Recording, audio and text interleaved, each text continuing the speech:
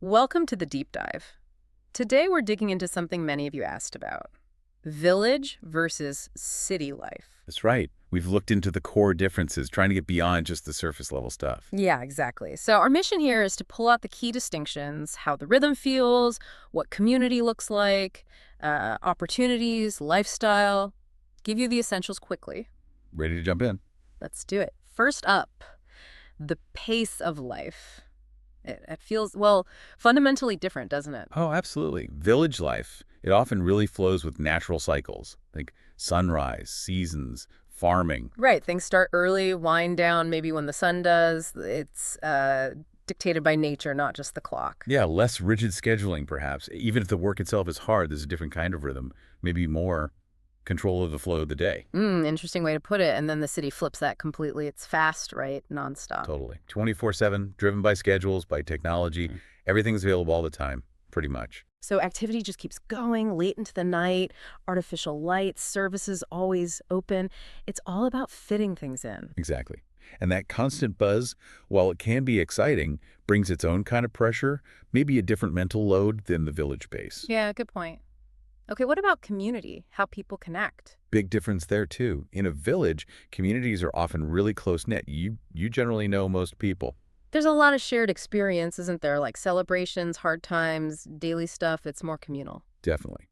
And information, news, gossip, calls for help, it travels fast. Support systems can be incredibly strong. But the flip side is less privacy, maybe. Everyone knows your business. That can be part of it, yeah. Less anonymity. Now, the city. Right, the city is often the opposite. You could live next door to someone for years and barely know their name.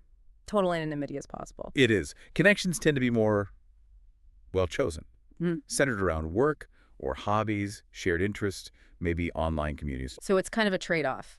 Deep, maybe unavoidable connections in the village versus more curated, interest-based ones in the city. each fulfilling a different kind of need for belonging, I suppose.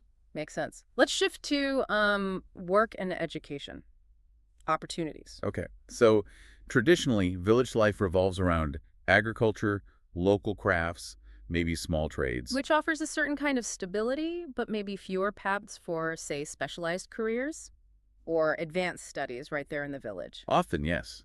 Access to higher education or diverse job sectors can be limited. It's one reason younger people might move to cities. Because cities are where you find that concentration, right? Tech, finance, arts, media, loads of different industries. And universities, colleges, training centers, a huge range of educational opportunities. It fosters a competitive environment, sure, but also one rich with options. So a move from maybe fewer local paths to a vast, if sometimes overwhelming, array of choices. That's a good way to sum it up. And how does the actual environment, the lifestyle, compare? Well, villages often boast cleaner air, definitely more green space, a closer connection to nature, maybe even where your food comes from. Fewer amenities sometimes, maybe less convenience in certain ways, but perhaps more.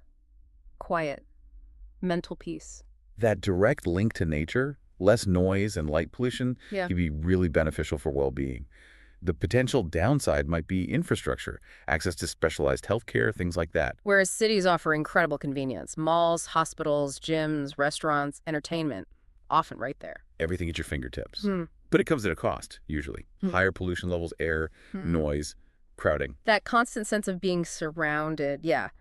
It's a definite trade-off between that convenience and environmental quality or maybe tranquility. So we really see two distinct models playing out, one emphasizing simplicity, community, nature. And the other prioritizing opportunity, convenience, excitement, a huge range of experiences. Exactly. And neither is inherently better, is it? No, not at all. It seems totally subjective. It really depends on, your personality, what stage of life you're in, what your goals are.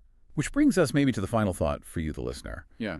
Thinking about these contrasts, the rhythm, the connections, the opportunities, the environment. Yeah, what parts of all that do you personally feel are most vital?